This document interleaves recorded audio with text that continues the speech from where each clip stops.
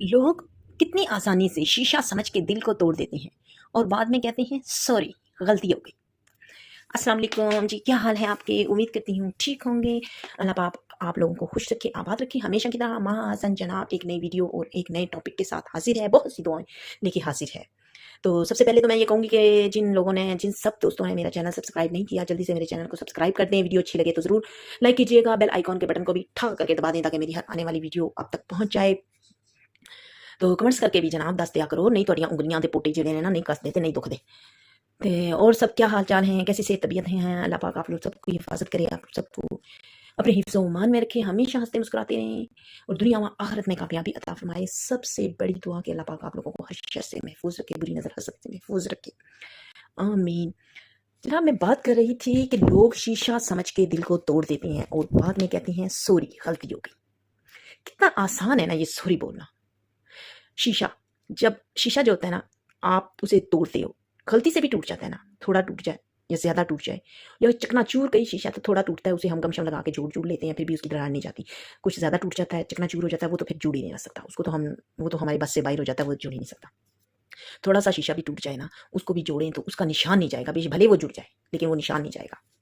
तो दिल को भी शीशे के साथ तशबीह दी गई है कि शीशे की तरह जब दिल टूट तो जाता है ना इंसान का, तो दिल जब टूट जाता है हम सॉरी बोल लेते हैं, कहते हैं सॉरी भी हमसे गलती होगी, हमने या गलती से ये बोल दिया या हमसे गलती से ये अल्फाज निकल गए, तो वो ठीक है, सामने वाला कहेगा ठीक है जी, कंप्रोमाइज़ कर लेगा। लेकिन आप जानते हैं पता नहीं उसके दिल में कितनी ठेस आपके अल्फाज की पहुंची होगी या आपके इस अमल की पहुंची होगी जिसकी वजह से उसका दिल टूटा है। और सॉरी करते ना कितना आसान है, छोटा सा लफ्ज़ ज़रा सी लुतड़ी हिला के कह देना सॉरी, तो उस सॉरी से क्या अगले का दिल जुड़ जाएगा। बोलने से पहले ये लूती जो 2 इंच की जो ज़बान है ना, लूती ये ज़बान जो अंदर 2 इंच का टुकड़ा, इसे इंसान कंट्रोल करके बोले ना तो अगले को भी तकलीफ नहीं होती, अगले का दिल भी नहीं टूटता। बहुत से लोग हैं अपनी ज़बान की वजह से लोगों के दिल छलनी कर देते हैं, चीर के रख देते हैं और बाद में कहते हैं सॉरी। चंगी सॉरी दा लफ्ज़ सानू अंग्रेज़ मत्थे मार गया, सॉरी। बंदा भी भावें मर जाए सॉरी। ये सॉरी जो लफ्ज़ है ना, इससे मुझे इतनी चिढ़ चढ़ती है ना, इतनी चिढ़ चढ़ती है ना, बड़ी चिड़ मुझे चढ़ती है इस लफ्ज़ से। बंदा सोचे कि ਤੁਹਾਡੇ ਕੋਲੋਂ ज़बान या मतलब अपना फ़ेल आप किसी के साथ ऐसे कैसे कर सकते हो? किसी के साथ आसानी से आप किसी का दिल तोड़ के कैसे आप इस तरह कर सकते हो? कसम से हमारे ये हाल है कि हमसे अब मुझसे कोई लफ्ज़ ऐसा भी मुँह से निकल जाए ना तो मुझे फ़ील होता रहेगा, हाय अल्लाह मैंने ऐसा बोल दिया है, तो अगले को बुरा ना लगे, पता नहीं अगला क्या सोचेगा। और लोग और रिश्तेदार, मैं कहती हूँ आसानी से अगले को चीर के गुज़र जाते हैं बीच में से कि हाँ जी, फिर बाद में कहते हैं असी तो कुछ कीता ही नहीं, कुछ होया ही नहीं। इतनी आसानी से एक इंसान का दिल भी तोड़ देना और ऊपर से मानना भी ना, ऊपर से चढ़ाई भी करनी। कहते हैं कि इंसान अल्लाह पाक फरमाता है कि मस्जिद ढा दे, मंदिर ढा दे, एक बंदे दा दिल ना ढाई कि रब दिलां विच रहिंदा। शायर सॉरी अल्लाह पाक कहती है, शायर कह पोइट्री है ये। तो अल्लाह पाक यही फरमाता है कि दिल किसी का मत तोड़ना, क्योंकि एक दिल जो होता है ना इंसान का टूटता है ना, भले सॉरी मार कर लो, आप उसे मना लो जितना मर्जी, ठीक है कंप्रोमाइज़ कर लेगा, वो अपने दिल को भी साफ कर लेगा, लेकिन उससे वो जो चोट उसके दिल को पहुंची होगी ना, वो उस नवीयत पे अगर ज़्यादा चोट पहुंची होगी तो वो उसे कभी नहीं भूलेगी कि इसके वक्तन फ़ौक्तन कभी कभी उसको वो ज़ख्म ज़रूर याद आते रहेंगे तन्हाई में या जैसे भी। तो इसलिए हमें बहुत सोच समझ के इंसान को चलना चाहिए कि हमारी वजह से किसी की दिल आज़ारी ना हो, किसी का दिल ना टूटे, किसी का दिल ना दुखे।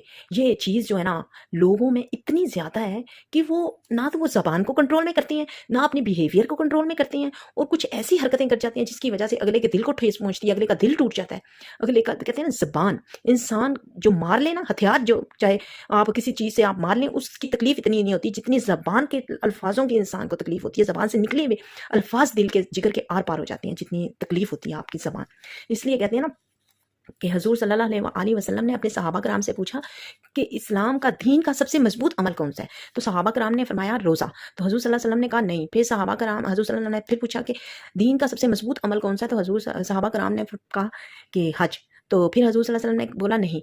फिर हजूर सल्लल्लाहु अलैहि वसल्लम ने वही अपना सवाल रिपीट किया, तो सहाबा कराम ने फिर कहा नमाज, तो रोज़ा, मतलब इस तरह उन्होंने 5 नमाज, रोज़ा, ज़कात, हज, उन्होंने 5 चीज़ें गिनवाई। उन्होंने कहा ये अमल है, दीन के मजबूत तरीन अमल है, जिहाद भी। तो हजूर सल्लल्लाहु अलैहि वसल्लम ने फरमाया नहीं। तो सहाबा ने कहा फिर हजूर सल्लल्लाहु अलैहि वसल्लम हम तो नहीं जानते, फिर आप ही बता दें। तो हजूर सल्लल्लाहु अलैहि वसल्लम ने फरमाया کہ دین کا، اسلام کا سب سے مضبوط عمل ہے زبان کا میٹھا ہونا، اخلاق کا اچھا ہونا، اخلاق کا عمدہ ہونا۔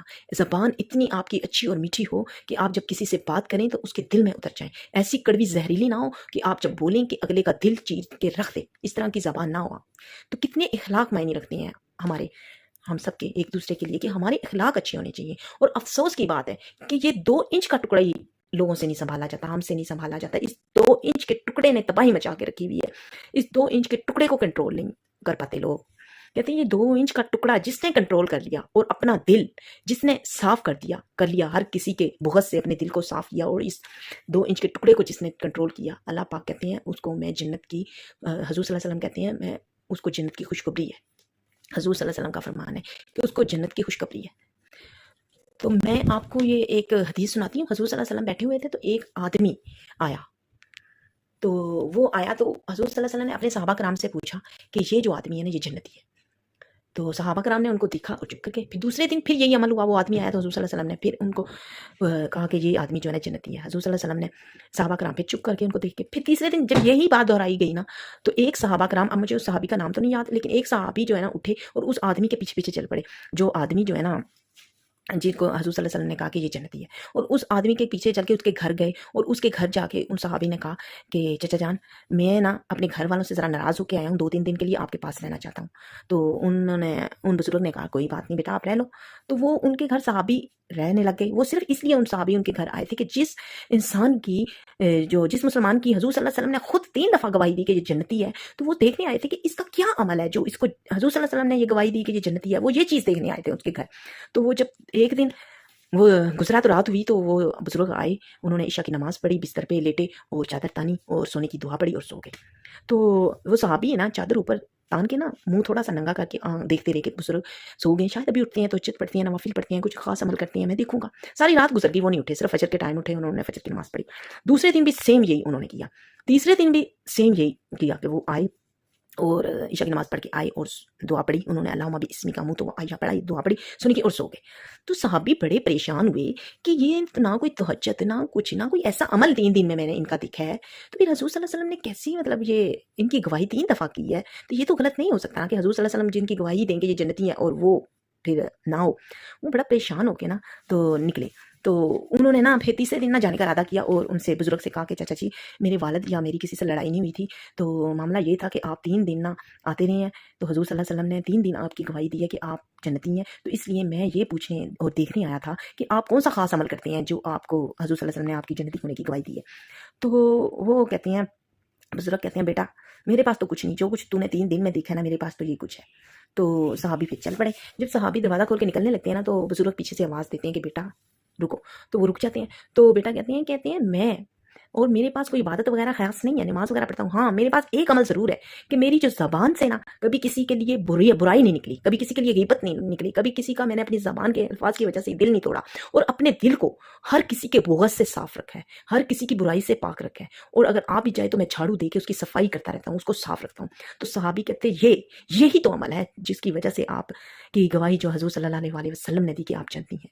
تو دیکھیں کتنا بڑا عمل ہے کہ اپنے دل کو ہر کسی کی برائی اور بغض سے صاف رکھنا، کینہ سے صاف رکھنا، کیونکہ دل ٹوٹتا رہتا ہے، چوٹ لگتی ہے، دل ٹوٹتا ہے لوگوں کے رویوں سے، رشتہ داروں کے رویوں سے، بڑے بعض اوقات ہارڈ رویے ہوتے ہیں کہ دل چیر کے پھٹ کے نے والا ہو جاتا ہے، لیکن اسی کو تو جہاد کہتی ہے نا، ایسی تو جنت نہیں مل گئی نا، لیکن پھر اس کو دل کو بندہ صاف کر لے، ٹھیک ہے 2-4 دن لگتے ہیں اس کو صاف کرنے میں، لیکن اس دل کو صاف کر لے، لوگوں کے ہر طرح کے جو ہے نا اس کے دل کے اندر لوگوں کی برائی، لوگوں کا بغض، لوگوں کو کینہ نہ آنے دے، صاف رکھے، اور اپنی زبان کو میٹھا رکھے، لوگوں کے رویوں کے باوجود بھی اپنی زبان کو میٹھا رکھے، اپنی اخلاق کو اچھا رکھے، تو انشاءاللہ اللہ پاک جنت میں مقام، جنت جو ہے نا واجب کر دیں گے اس انسان پہ جس کے اندر یہ چیزیں ہوں گی۔